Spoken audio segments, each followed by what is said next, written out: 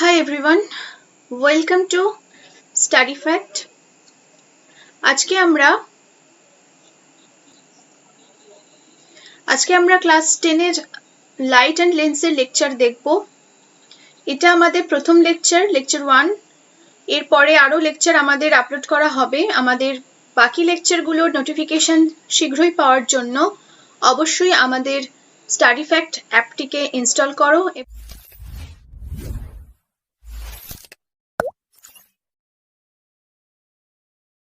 তো এই light and লেন্সের চ্যাপ্টারটা ক্লাস 10 এর এটা ভীষণ ইম্পর্টেন্ট একটা চ্যাপ্টার। যে কোনো রকমের কম্পিটিটিভ এক্সামে লাইট অ্যান্ড লেন্স থেকে প্রচুর প্রশ্ন আসে। ক্লাস 10 এর পরে যখন কোনো জয়েন্ট এন্ট্রান্সের বা যে কোনো রকমের কম্পিটিটিভ এক্সাম যদি আমরা দিতে চাই, তো এখানে লাইট অ্যান্ড লেন্স থেকে অনেক রকমের প্রশ্ন আসে এবং সেই প্রশ্নগুলো অ্যাকচুয়ালি লাইট অ্যান্ড লেন্সের এটা আমরা বেসিক জিনিস আমরা আজকে কিছুটা কভার করব লেকচার 1 এ। এরপর এই লেকচার 2 বা পরের লেকচারগুলোতে আমরা কিভাবে রিফ্লেকশন ঘটে লেন্সে, কনকেভ লেন্স আর কনভেক্স লেন্সের মাধ্যমে সেটা আমরা দেখব। তো এখানে আমি কিছু টার্ম ইংরেজিতে বলবো, কারণ কম্পিটিটিভ এক্সামে কিন্তু এগুলো মেইনলি ইংরেজিতে আসে। তো আমি তোমাদের সবাইকে এটাই বলবো যাতে তোমরা কিছু জিনিস ইংরেজিতে পড়ার চেষ্টা শুরু করো এখন থেকেই, কারণ কম্পিটিটিভ এক্সামে কিন্তু বাংলাতে জিনিসগুলো আসবে না, আসবে ইংরেজিতে। তো টার্মগুলো সেক্ষেত্রে কিন্তু আমাদের বুঝতে অসুবিধা হবে। সেই জন্য আমি বারবার বলবো এই টার্মগুলোকে কিন্তু ইংরেজিতে পড়ার জন্য। আমি কিছু জিনিস এখানে ইংরেজিতে বলবো, বাংলাতেও বলবো, বোঝার কোনো অসুবিধা হবে না আশা করি। এরপরে আমরা এখানে দুরকম লেন্সের সাথে বুঝবো, একটা কনকেভ লেন্স যেটাকে অবতল লেন্স বলে থাকি, আর একটা হলো কনভেক্স লেন্স যেটাকে আমরা উত্তল লেন্স বলে থাকি। আমি এখানে থাম্বনেলে দুটো ফটো দিয়েছি, একটা প্রিজমের মধ্যে দিয়ে কিভাবে লাইটের চেঞ্জ ঘটে, সাদা লাইট গুলো কি করে সেটা 7টা পেটিতে ভাগ হয়ে যায়, আর হচ্ছে ক্যামেরার যে ক্যামেরার লেন্সে কিভাবে রিফ্লেকশন ঘটে সেটাকে আমরা ইমেজ দেখতে পাই। কোনো জিনিসে ফোকাস করার পর সেটা আমাদের কিভাবে ক্যামেরাতে ছবি ওঠে, এই জিনিসটাই হচ্ছে মেইনলি হচ্ছে লেন্সের জিনিস। এক মাইক্রোস্কোপে কিভাবে ছবি তৈরি হয়, মাইক্রোস্কোপে কিভাবে আমরা খুব ছোট বস্তুকে বড় করে দেখতে পাই, আর ক্যামেরার লেন্সে আমরা কিভাবে কোনো বড় বস্তুকে ছোট প্রতিবিম্বর আকারে দেখতে পাই, আর প্রিজম। তো এটা আমি থাম্বনেলে ইউজ করেছি। এরপরে আমি বুঝবো যে একটা কি করে সার্কেলের মাধ্যমে আমরা অবতল লেন্স আর উত্তল লেন্সকে বুঝবো। তো এখানে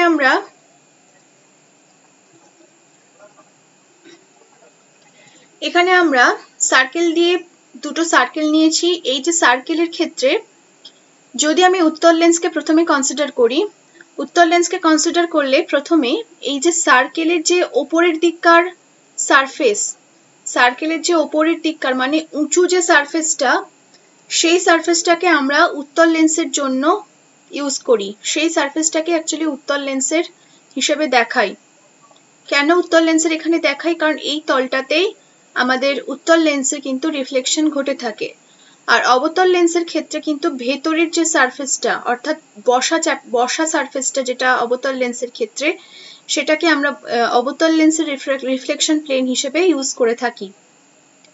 তো এখানে সার্কেলের ক্ষেত্রে যে সেন্টার, সেটাকে আমরা বলি বক্রতা ব্যাসার্ধ বা সেন্টার অফ কার্ভেচার, বক্রতা কেন্দ্র অথবা সেন্টার অফ কার্ভেচার।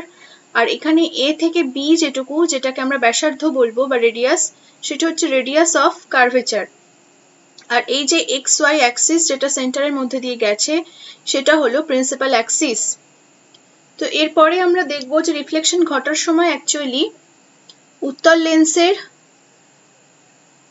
উত্তল লেন্সের যেখানে আমরা অবজেক্টটাকে নেব সেখান থেকে কিভাবে রিফ্লেকশন ঘটে, প্রচুর এক্সাম্পল এখানে দেওয়া আছে এবং স্টেপ বাই স্টেপ আমরা এখানে এবারে বুঝবো যে কেন আমরা এই উত্তল লেন্সের এই তলটাকে আমরা উত্তল লেন্সের রিফ্লেকশন প্লেন হিসেবে ধরি, আর অবতল লেন্সের ক্ষেত্রে কেন আমরা এই প্লেনটাকে রিফ্লেকশন প্লেন হিসেবে দেখি। সার্কেল নেওয়া হলো, সার্কেলের এবারে এই যে সারফেসটা মানে উত্তল লেন্সের ক্ষেত্রে এই সারফেসটা হবে আমাদের রিফ্লেকশন প্লেন।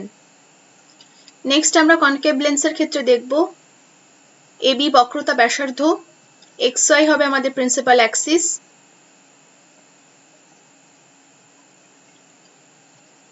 তো অবতল লেন্সের ক্ষেত্রে আমরা এই প্লেনটাকে দেখব, আমাদের রিফ্লেকশন প্লেন। ওকে, তো একটা সার্কেলে কিভাবে উত্তল লেন্স আর অবতল লেন্স বোঝানো যায় সেটা আশা করি বোঝা গেছে। ওকে, নেক্সট আমরা একটা কনভেক্স লেন্সে কিভাবে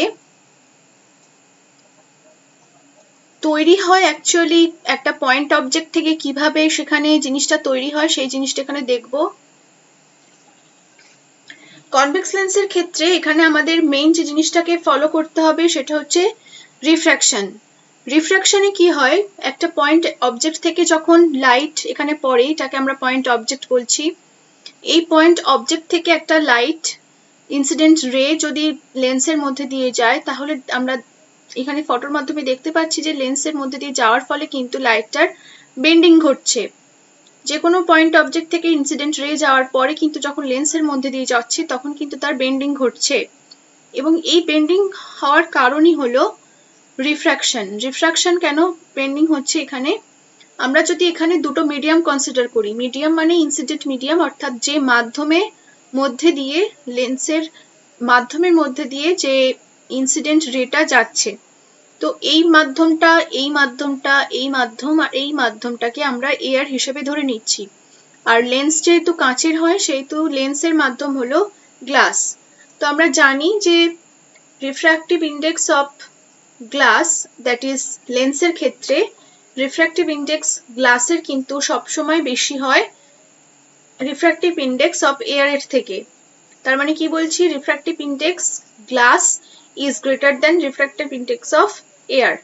তো গ্লাসের যদি রিফ্র্যাক্টিভ ইন্ডেক্স বেশি হয় তাহলে গ্লাসকে আমরা বলবো অপটিক্যালি মোর ডেন্সার দ্যান এয়ার। যদি গ্লাস অপটিক্যালি মোর ডেন্সার হয় দ্যান এয়ার, তাহলে কি হবে, যখন গ্লাসের মধ্যে দিয়ে ইনসিডেন্ট রেটা যাবে তখন কিন্তু গ্লাসের মধ্যে ইনসিডেন্ট রের যে স্পিড সেটা কিন্তু কমে যাবে। অর্থাৎ যখন এয়ার থেকে গ্লাসের মধ্যে ইনসিডেন্ট রে প্রবেশ করবে, এয়ারে কিন্তু ইনসিডেন্ট রের স্পিড বেশি হবে। আর গ্লাসের যেহেতু রিফ্র্যাক্টিভ ইন্ডেক্স বেশি এয়ারের থেকে, সেই কারণে অপটিক্যালি বেশি ডেন্সার গ্লাস, সেই কারণে গ্লাসের মধ্যে কিন্তু বেন্ডিং হবে রের, এবং ইনসিডেন্ট রের কিন্তু স্পিডও কমে যাবে। এই কারণে কনভেক্স লেন্সে বা কনকেভ লেন্সে যখন দেখবো, মানে বেসিক্যালি যখন কাঁচের মধ্যে দিয়ে ইনসিডেন্ট রে যাবে, মাধ্যম চেঞ্জ হচ্ছে, প্রথমে ইনসিডেন্ট রের মাধ্যম ছিল এয়ার, তারপরে ইনসিডেন্ট রের মাধ্যম হচ্ছে গ্লাস।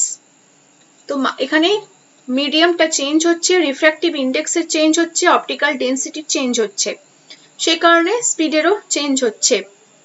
তো এখানে যদি আমরা একটা অ্যাঙ্গেল বোঝানোর চেষ্টা করি, এখানে এই যে অ্যাঙ্গেলটা বা এই যে অ্যাঙ্গেলটা, এখানে কিন্তু দেখা যাচ্ছে যে বেন্ড হচ্ছে। এটা যদি আমরা নর্মাল বেন্ডিং এর জন্য দেখি, অর্থাৎ লাইটটা কিন্তু অ্যাকচুয়ালি সোজা যাওয়ার কথা ছিল, কিন্তু অ্যাকচুয়ালি এই জিনিসটা থেকে বেন্ড হচ্ছে, সে নিচে নামছে এবং তার স্পিড কমে যাচ্ছে। অর্থাৎ ইনসিডেন্ট রে যখন এয়ার থেকে কাঁচের লেন্সের মধ্যে প্রবেশ করছে তখন তার বেন্ডিং হচ্ছে, কারণ রিফ্র্যাক্টিভ ইন্ডেক্সে চেঞ্জ হচ্ছে, কাঁচের রিফ্র্যাক্টিভ ইন্ডেক্স বেশি এয়ারের থেকে, যার ফলে বেন্ডিং ঘটছে। এবং দেখো প্রত্যেকটা জিনিসে কিন্তু এখানে ইনসিডেন্ট রে যাওয়ার পরে যখন তার রিফ্র্যাকশন ঘটছে, রিফ্র্যাকশন হওয়ার ফলে কিন্তু প্রত্যেকে তারা একটা পার্টিকুলার পয়েন্টে এসে মিট করছে, একটা পার্টিকুলার পয়েন্টে এসে কিন্তু তারা মিট করছে, এই পয়েন্টে এসে তারা মিট করছে, তাই তো? এবং এই যে পয়েন্টে এসে তারা মিট করছে, এই পয়েন্টটা কিন্তু একটা মানে কনভার্জ হচ্ছে একটা সিঙ্গেল পয়েন্টে, মানে রে গুলো তারা প্যারালাল বা অ্যাঙ্গেল করে আসছে ইনসিডেন্ট রে গুলো, কিন্তু তারা রিফ্র্যাকশন হওয়ার পরে কিন্তু একটা সিঙ্গেল বিন্দুতেই কনভার্জ হচ্ছে, ঠিক আছে? তো এখানে এই যে জিনিসটা, এটা হচ্ছে অ্যাকচুয়াল কনভেক্স লেন্সের মধ্যে দিয়ে কিভাবে রিফ্র্যাকশন ঘটে থাকে, এবং এটা আমি বোঝালাম মাধ্যমের ডিফারেন্সের জন্য। একটা এয়ার থেকে যদি কাঁচের মধ্যে দিয়ে যায় তাহলে কিভাবে সেটার রিফ্র্যাকশন ইন্ডেক্স চেঞ্জ হওয়ার মাধ্যমে কিভাবে তারা একটা সিঙ্গেল পয়েন্টে কনভার্জ হবে রিফ্র্যাকশনের ফলে, সেই জিনিসটাকে দেখানো হলো। এবারে এটাকে আমরা যদি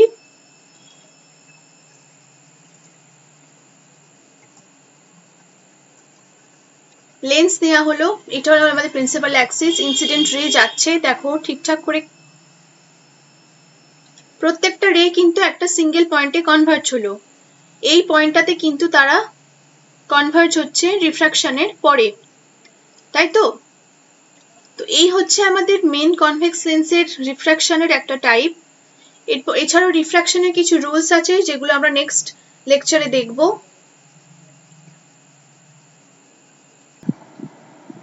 নেক্সট আমরা এখানে প্রতিফলক তলের এখানে ছবি দেওয়া আছে, যেটা আমি এর আগের স্লাইডগুলোতে লেন্সের মাধ্যমে একটা সার্কেল এঁকে বুঝিয়েছি। সেটাই এখানে জাস্ট একটা সার্কেলের জাস্ট এইটুকু পোর্শন কেটে এখানে দেখানো।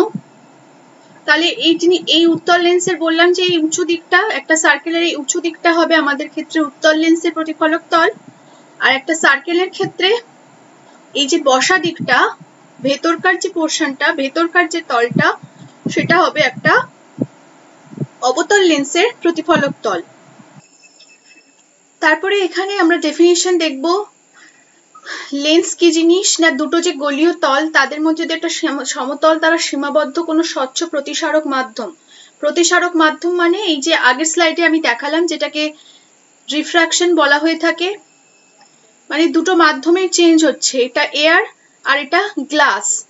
তো তার মানে লেন্স এটাই যখন তাদের একটা তল দ্বারা সীমাবদ্ধ থাকবে, মানে এদিকে এয়ার আর তারপরে গেলে গ্লাস। এই যে তল দ্বারা সীমাবদ্ধ মানে এখানে এয়ার এখানে গ্লাস, আবার এখানে গ্লাস এদিকে এয়ার, এই যে ফরমেশনটা, এই যে মাধ্যমের যে ডিফারেন্স, এখানেই তো রিফ্র্যাকশন ঘটছে। অর্থাৎ তাদের একটা গলীয় তল, কারণ এইটা হচ্ছে একটা সার্কেলেরই প্লেন।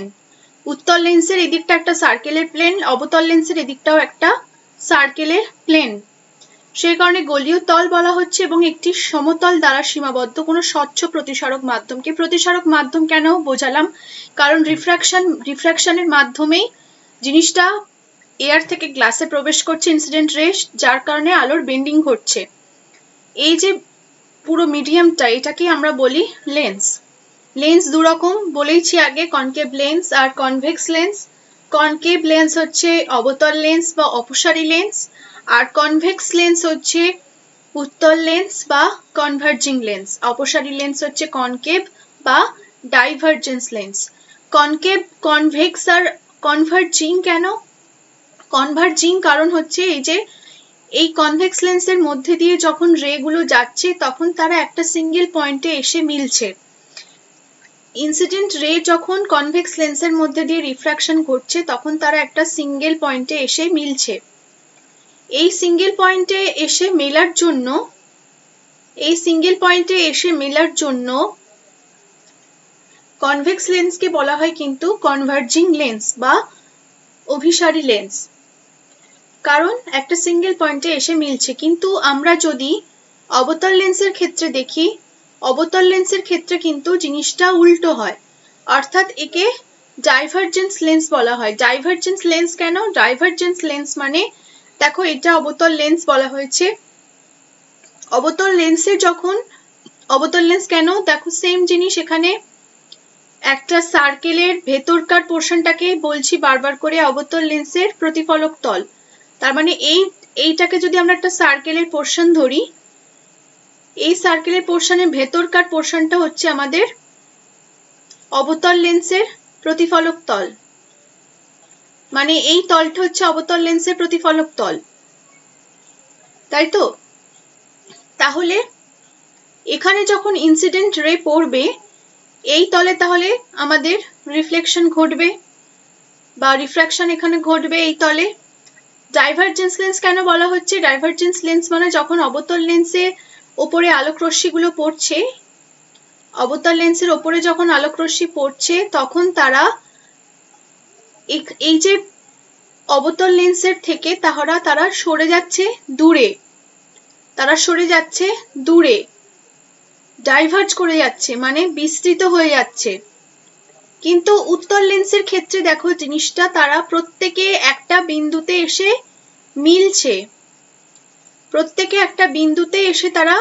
মিলছে, সেই কারণে উত্তল লেন্সকে বলা হয় কনভার্জিং লেন্স বা অভিসারী লেন্স।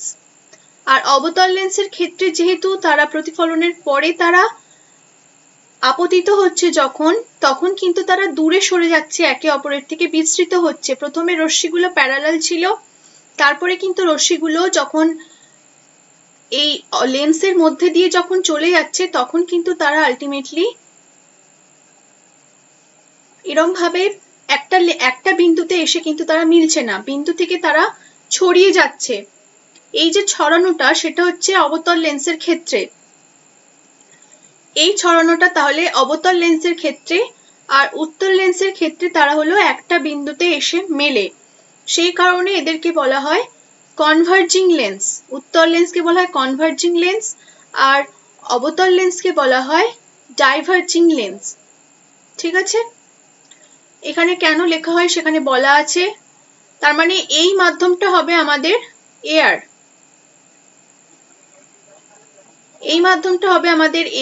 আর যখন লেন্সের মধ্যে প্রবেশ করছে তখন সেটা হবে আমাদের গ্লাস বা কাঁচ, সেই মাধ্যমটা হবে আমাদের গ্লাসের মাধ্যম। তাহলে কি বলেছিলাম আমি? Refractive index of glass is greater than refractive index of air, hence glass is optically more denser than air, সেই কারণে স্পিডের চেঞ্জ হবে। তো এই জন্য এই যে পুরো টোটাল যে কার্যকারিতাটা, যে এফেক্টটা লেন্সের মাধ্যমে ইউজ করে, এটাকেই আমরা ইউজ করে পরবর্তীকালে রিফ্লেকশন দেখে থাকি। ওকে,